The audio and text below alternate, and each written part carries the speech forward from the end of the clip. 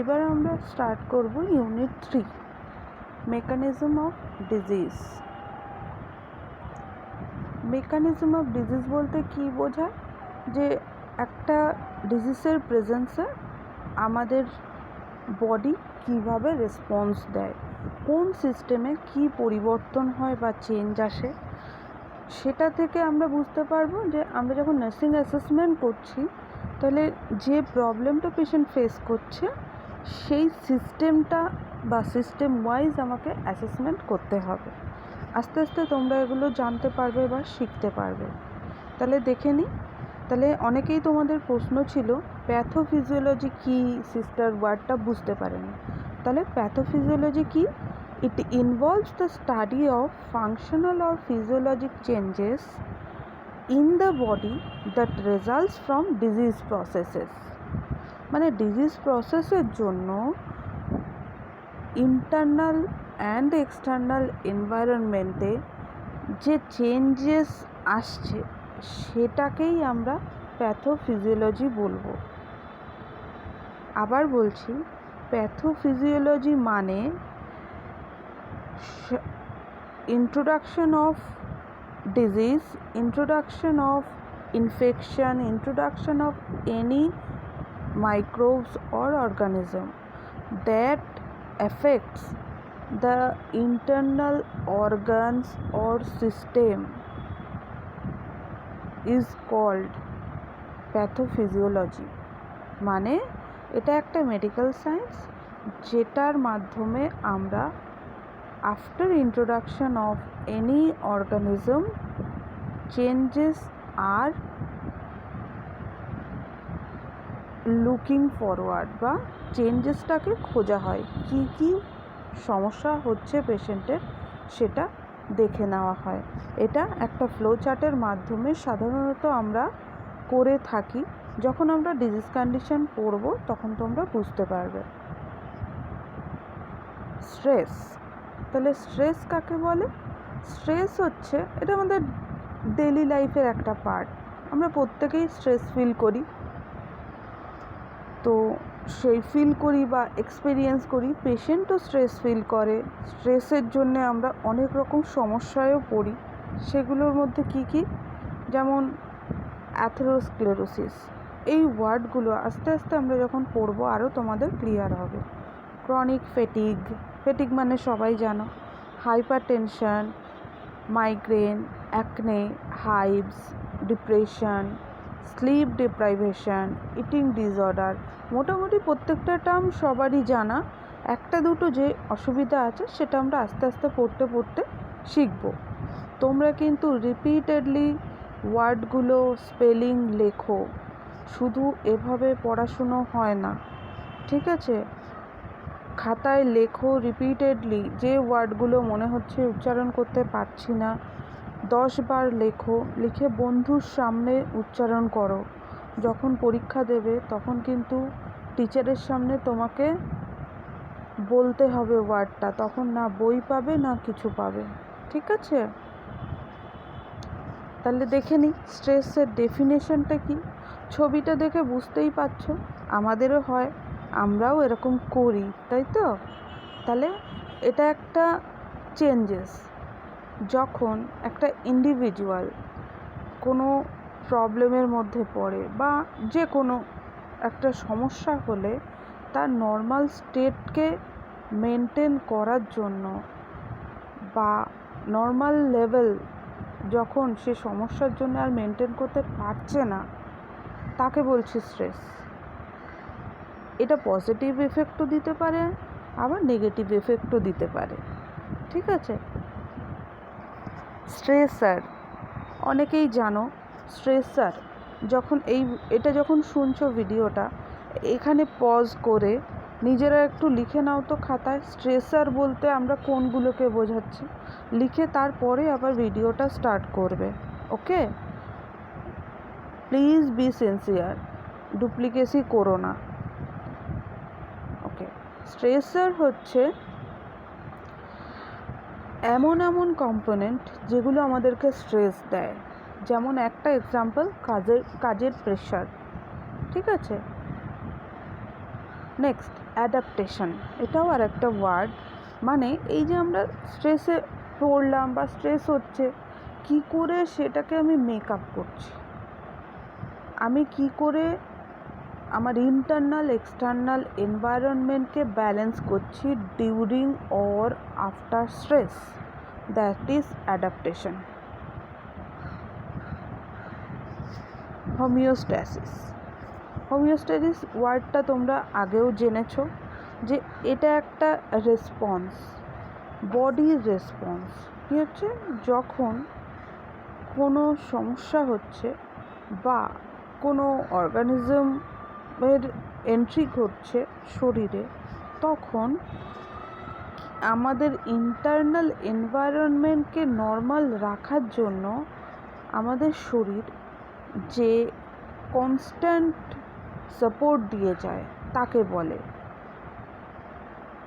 বা আমরা এভাবে বলতে পারি, it is a mechanism within the body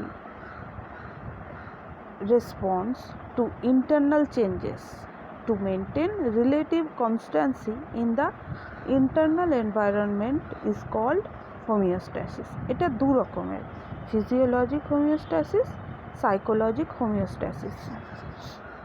তাহলে ফিজিওলজিক হোমিওস্ট্যাসিস নামটা থেকেই আমরা বুঝতে পারছি কি, যে এটা অটোনমিক নার্ভাস সিস্টেম এবং এন্ডোক্রিন সিস্টেম সাধারণত এটাকে কন্ট্রোল করে। আর কি, এটা একটা সেলফ রেগুলেটরি সিস্টেম, মানে তুমি কনসিয়াস থাকো বা আনকনসিয়াস থাকো, বডি একটা কনস্ট্যান্টলি ফাইট করে যায় অ্যাবনর্মাল কন্ডিশনের জন্য।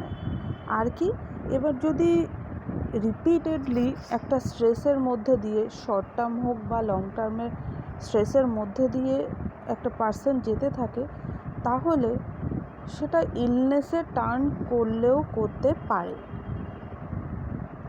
তাহলে দেখে নিই ফিজিওলজিক হোমিওস্ট্যাসিসের টাইপসগুলো কী। এখানে একটা ভুল আছে, যেটা হচ্ছে লেখা আছে লোকাল অ্যাডাপ্টেশন রেসপন্স, ওটাকে লোকাল অ্যাডাপ্টেশন সিনড্রোমও বলে, in short LAS, that is ল্যাস।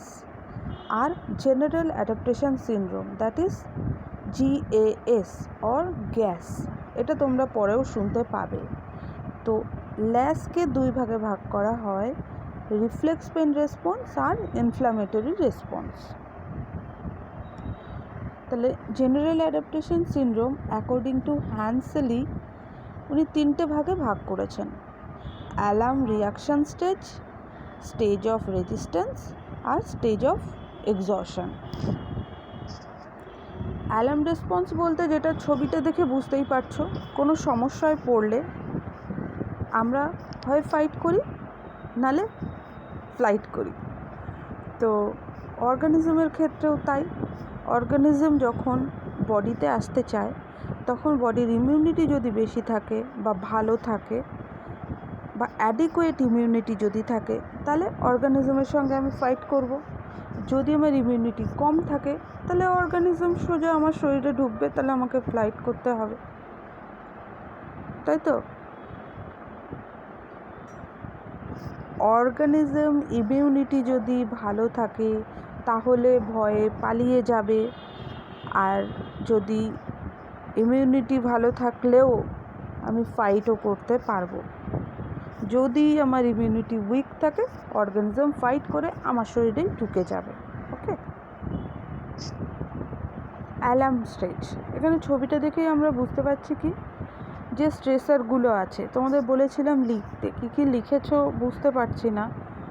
তো দেখো এখানে ফ্যামিলি রিলেশনশিপ ব্রেকডাউন, ডিসএগ্রিমেন্ট, মানে মনের মিল হলো না, টাকা পয়সা হারিয়ে যাওয়া, লাভড ওয়ান মিস হওয়া, সামনে এক্সাম, কেউ বন্ধুরা হয়তো বিট্রে করেছে, এক্সেট্রা এক্সেট্রা। হয় তুমি ফাইট করতে পারো বা পালাতে পারো সিচুয়েশন ছেড়ে, বা কোপিং করে নিতে পারো, ঠিক আছে তুই এটা করলে আমি এটা তাহলে করে নিচ্ছি, অ্যাডজাস্ট করা, কোপিং স্ট্র্যাটেজিস। বা রিল্যাক্স করে তুমি নর্মাল হওয়ার চেষ্টা করছো, কিন্তু তুমি কোপ করতে রাজি নয়। তখন কি হতে পারে দেখো, নেগেটিভ থটস, পুয়ার থটস, মন খারাপ, কোনো কাজ করতে ইচ্ছা করছে না, কাউকে রেসপন্স করতে ইচ্ছা করছে না। এর ফলে কী হবে, এটা যদি রিপিটেড হতে থাকে তার ফলে hyper tension, obesity, diabetes, irritability, আমরা বলি না দেখ বাংলায় 5 করে বসে আছে, কন্টিনিউ একটা কেমন কনস্টিপেটেড ফেস, আমরা যে কথাগুলো বলি কেন, কারণ তার ভেতর একটা স্ট্রেস কাজ করছে, সে ফ্রি হতে পারছে না টু দ্য এনভায়রনমেন্ট। এর ফলে আস্তে আস্তে মানুষটা এক্সহশন স্টেজে চলে যাচ্ছে। সেজন্যে এক্সহশন থেকে আস্তে আস্তে ডিজিজ কন্ডিশন আসছে বা মেন্টাল ব্রেকডাউন। ওকে, দেখো কিভাবে স্ট্রেস বা অ্যাংজাইটি আমাদের বডিকে অ্যাফেক্ট করে। ব্রেনে কি হচ্ছে, কনসেন্ট্রেশন দিতে পারি না। যখন আমার টেনশন বেশি থাকে বা টেনশন হয় বা আমি স্ট্রেসে থাকি, তখন কি আমি পড়াশোনায় মন দিতে পারি? ভালো করে পারি না। ইরিটেট হয়ে যাই একটুতে, মুড অফ থাকে, মুড সুইং হয়, এখন ভালো লাগছে পরেক্ষণে ভালো লাগছে না। কার্ডিওভাস্কুলারের ক্ষেত্রে কি, কোলেস্টেরল বেড়ে যেতে পারে, ব্লাড প্রেশার বেড়ে যেতে পারে, যেটা আগের ছবিটায় আমরা পড়লাম। আচ্ছা, বাকি পয়েন্টগুলো এবার একটু তোমরা পড়ো। নিজেরা উচ্চারণ করলে, মুখ থেকে উচ্চারণ করলে দেখবে তোমাদের পড়ার ক্যাপাবিলিটি আরও বাড়বে। ঠিক আছে, নিজের ক্যাপাবিলিটি আরও বাড়াও, আমি ওয়েট করছি। প্রোনাউন্সিয়েশনে যদি সমস্যা হয় বন্ধুর সাথে ডিসকাস করো, যদি বন্ধুও সমস্যা করে তাহলে আমাকে ফোন করে নেবে, কিন্তু তোমরা প্রোনাউন্স করো যে ওয়ার্ডগুলো লেখা আছে সেগুলো। Next, resistance phase or adaptation. তাহলে আমরা আগেই বলেছিলাম যে কোনো স্ট্রেসার যদি বডিতে এফেক্ট ফেলে তখন আমাদের বডি চেষ্টা করে রেজিস্ট্যান্ট করা বা অ্যাডাপ্ট করার, যে কোনো একটা। রেজিস্ট্যান্ট করতে পারলো না তখনই চেষ্টা করে, তাহলে এটাকে অ্যাডাপ্ট করার চেষ্টা করতে হবে। সব সময় যে অ্যাডাপ্ট করলেই হার্মফুল হবে তা নয়, কিন্তু লং টার্মের ক্ষেত্রে তখন সেটা হার্মফুল হতে পারে, যেটা আমরা আগেও বলেছি। সেটাকেই আমরা নেগেটিভ ইফেক্ট অফ স্ট্রেস বলবো। তাহলে কি হচ্ছে, এই ফেজটা একটা কমন ফেজ কিন্তু হার্মফুল নয়। আর কি, এই পিরিয়ডে যদি আমরা রেস্ট আর রিল্যাক্সেশনের মধ্যে একটা ব্যালেন্স করতে পারি তাহলে আমাদের স্ট্রেসটা কমে যাবে বা কমতে পারে। কিন্তু রিপিটেডলি যদি একটা প্রলং পিরিয়ড ধরে স্ট্রেসটা আমাদেরকে অ্যাডাপ্ট করতে হয় তাহলে সেক্ষেত্রে এটা নেগেটিভ স্ট্রেসের টার্ন নিলেও নিতে পারে। Next, stage of exhaustion. যেমন তোমরা প্রিভিয়াস ছবিটাতে দেখেছিলে যে ক্রনিক স্ট্রেস সিচুয়েশনে আমি যদি কোপ না করতে পারি, আমি যদি প্রবলেমটার সঙ্গে অ্যাডজাস্ট না করে নিতে পারি, যদি সেটা অবশ্যই অ্যাডজাস্টেবল হয়, তাহলে আস্তে আস্তে আমার কি হচ্ছে, বিভিন্ন ফিজিক্যাল প্রবলেমগুলো সামনে চলে আসছে। সেটা শুধু ফিজিক্যাল নয়, ইমোশনাল, ফিজিক্যাল, মেন্টাল, সেগুলো হেভিলি আমাদের বডিকে এফেক্ট ফেলছে। এর ফলে আমাদের স্ট্রেস ইনটলারেন্স হচ্ছে, আমরা প্রগ্রেসিভ মেন্টাল অ্যান্ড ফিজিওলজিক্যাল এক্সহশনে চলে যাচ্ছি, that results into illness and collapse. Okay, stage of exhaustion মানে হচ্ছে একটা ক্রনিক স্ট্রেস সিচুয়েশন যেখানে আমার ফিজিওলজিক্যাল, ইমোশনাল, মেন্টাল রিসোর্সগুলো আর টলারেট করতে পারছে না, তার ফলে বডি এক্সপেরিয়েন্স করছে এক্সহশন, যেটা আমাদেরকে টলারেন্স লেভেলটাকে কমিয়ে দিচ্ছে আর মেন্টাল এক্সহশনটাকে বাড়িয়ে দিচ্ছে। ছবিটা দেখো, কিছু সাইন অ্যান্ড এক্সহশনের যে সিমটম সেগুলোর এখানে একটা ছবি দেওয়া আছে। Muscle pain, headache, thirst, excessive sweating, hair loss, digestive problem, frequent problem, তোমরা কিন্তু এরকম ডাইজেস্টিভ প্রবলেম বলে কিছু বলবে না, স্পেসিফিক কথা বলবে। Jaw pain, changes in body weight, memory ইম্পয়ারমেন্ট।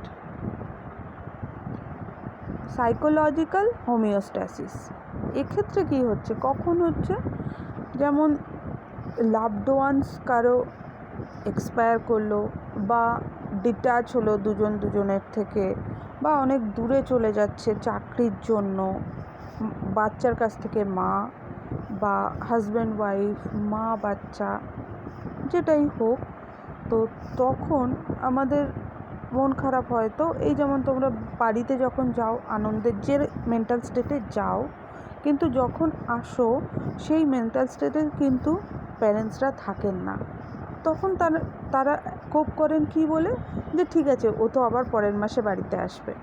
এই যে অ্যাডজাস্ট করা হয় সেটাকে বলছি, ঠিক আছে? সবাই বুঝতে পারছো তো? আমি কিন্তু কিছু বুঝতে পারছি না।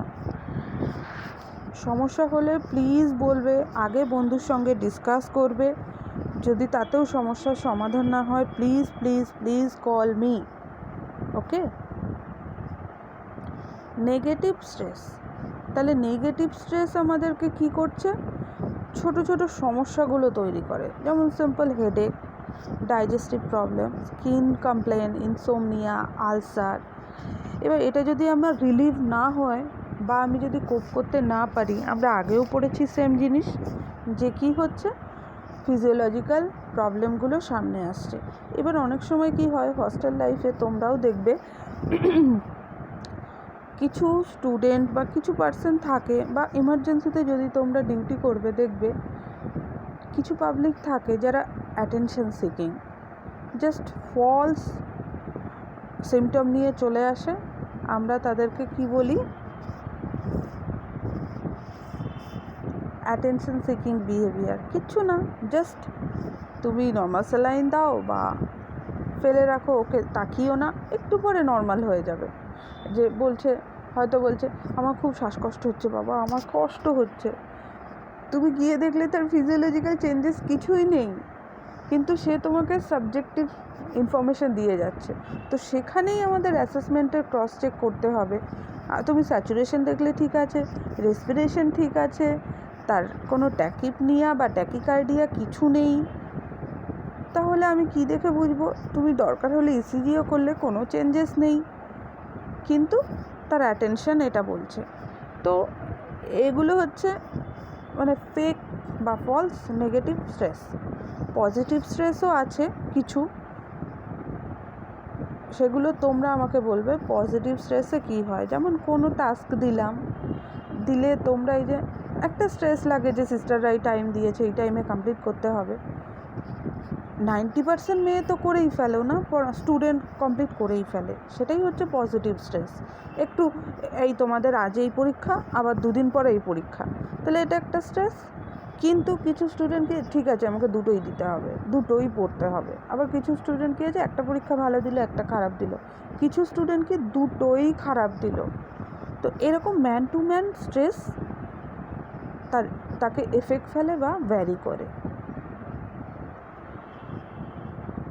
স্ট্রেসের পজিটিভ সাইকেল, এখানে কী হচ্ছে, তুমি যদি একটা স্ট্রেস হয়েছে, তুমি যদি সেটা পজিটিভ ওয়েতে নাও, তাহলে কী হবে, তুমি ফাইট করলে, সেটা তোমার স্ট্রেসের সিমটম কমে গেল, তোমার মুড এলিভেট করলো। তুমি পজিটিভ ওয়েতে চিন্তা করতে থাকলে তোমার মনটা ভালো হয়ে গেল, স্ট্রেস কমে গেল আলটিমেটলি। স্ট্রেসারের দেখো এখানে কিছু এক্সাম্পল আছে, injury, illness, emotional problem, physical problem, environment, যেমন উমফুন, যারা নদীর পাড়ে আছে বা নদীর ধারে বাড়ি, ঝড় বৃষ্টি এলেই তাদের মধ্যে একটা স্ট্রেস কাজ করে যে আবার ঝড় আসবে, আবার বাড়িটা ভেঙে যাবে, এগুলো স্ট্রেস। এটা একটা ব্যালেন্স ফর্মুলা দেখানো হয়েছে। স্ট্রেস, আমি জানি আমার বাড়িটা ভাঙবে ঝড় বা বন্যা এলেই, তো আমি যদি সেই সমস্যাটাকে সমাধান করতে চাই, আমি রিসোর্সগুলো রেডি রাখলাম, যেমন ত্রিপল, মানে প্লাস্টিক যেগুলো আমার লাগবে, 4টে বাঁশ, যে এটা হলে আমি এগুলো করব। স্ট্রেস না নিয়ে আমি যদি তার সোর্সগুলো বা যে আমার এলিমেন্টগুলো লাগবে আমি যদি রেডি রাখি, আমার ডকুমেন্টগুলো আমি সেভ করে রাখলাম, কিছু শুকনো খাবার সবসময় রেখে দিলাম, তাহলে কিন্তু আমি ব্যালেন্স করতে পারবো, আমি মেন্টালি হেলদি থাকবো। তাহলে সাইকোলজিক্যাল স্ট্রেস অ্যাডাপ্টেশনের ক্ষেত্রে আমাদের মাইন্ড বডি ইন্টারাকশন হচ্ছে, অ্যাংজাইটি হতে পারে, সেটা কমতেও পারে, আর কোপিং মেকানিজম আসছে। মাইন্ড বডি ইন্টারাকশন বলতে কি, হিউম্যান সবসময় থ্রেট ফিল করে, যখনই তার একটা স্ট্রেস আসে তখন ইমোশনাল ব্রেকডাউনও হতে পারে, বা বডি প্রিপেয়ার থাকার জন্য ব্রেকডাউন না হয়ে সে কোপ করে নিল। এটাকেই বলছি মাইন্ড বডি ইন্টারাকশান। একটা স্ট্রেসার এলে বডি যেভাবে রিয়্যাক্ট করে সেটাই হচ্ছে মাইন্ড বডি ইন্টারাকশান। ব্যাক এক, এটা আর নিশ্চয়ই বলতে হবে না। Constipation, diarrhoea, dilated pupils, dry mouth, headache, nausea, এগুলো মোটামুটি সবাই স্ট্রেসে পড়লে বলে। সবগুলোই যে সবাই বলে এরকম নয়, ভেবে দেখো তোমরাও কখনো না কখনো এগুলো ইউজ করেছো কথাগুলো। স্লিপ ডিস্টারবেন্সেস, আমরা বলি না কী রে রাতে ঘুমোসনি, কী হয়েছে, সেরকম সেম জিনিস, ঠিক আছে? তাহলে আমাদের বডিতে এই সিমটমগুলো মোটামুটি স্ট্রেস এলে আমরা দেখতে পাই। প্যানিক সাইকেল, ভোট এলে যেমন দেখি আমরা যে অনেকেই প্যানিক অ্যাটাকে ভুগছেন, তারা হসপিটালে গিয়ে ভর্তি হলেন, তো সেখানে কি একটা সিবিআই রেড হবে, তো সেরকম। বা আমি এই যে কোভিডে যাচ্ছি, বাবা আমার কোভিড হয়ে যাবে, তাহলে কি হতে পারে, আমি অ্যাংজাইটি ফিল করতে পারি, প্যানিক অ্যাটাক হতে পারে, বা অন্য ভয় থাকতে পারে, আরও অ্যাংজাইটি, এভাবে অ্যাংজাইটি করতে করতে আমি প্যানিক অ্যাটাক ফেস করতে পারি, সোজা কথা। তো সেটা আমাদেরকে কোপ আপ করতে হবে যে এটা, this problem should be handle by me, should cope up by me, এটা আমাদেরকে বুঝে নিয়ে এগোতে হবে to combat stress. Next, general adaptation stages. এটাও দেখো একটা সেম ছবি আমি রিপিটেডলি দিচ্ছি। Alarm stage, resistance stage, exhaustion stage. এতক্ষণে নিশ্চয়ই সবার কাছে 3টে স্টেজ ক্লিয়ার হয়ে গেছে। তাহলে আমি এই অ্যাংজাইটি রিডিউস করার জন্য কি করতে পারি? এক্সারসাইজ করতে পারি, রেস্ট অ্যান্ড স্লিপ, মানে একটু ঘুমিয়ে নিতে পারি, যে বাবা আর ভাল লাগছে না, আমি একটু ঘুমিয়ে নিই। আমরা পরীক্ষার সময় করি, দেখবে যখন আর পড়া যাচ্ছে না তখন কিন্তু আমরা একটু রেস্ট নিয়ে নিই, কেউ একটু ঘুরে বেড়ালাম, কেউ একটু গান শুনলাম, একটু ব্রেক হয়েছিল। তো রেস্ট অ্যান্ড স্লিপ আশা করি বুঝতে পেরেছো। নিউট্রিশন, অনেক সময় স্ট্রেসে আমরা বেশি খেয়ে ফেলি, সেটার উদাহরণ আমি, তোমরাও আছো কেউ কেউ, কিন্তু খেলে মন ভালো থাকে। আচ্ছা, কিছু সাপোর্ট সিস্টেম, যে কারোর কাছে গিয়ে কথা বলা বা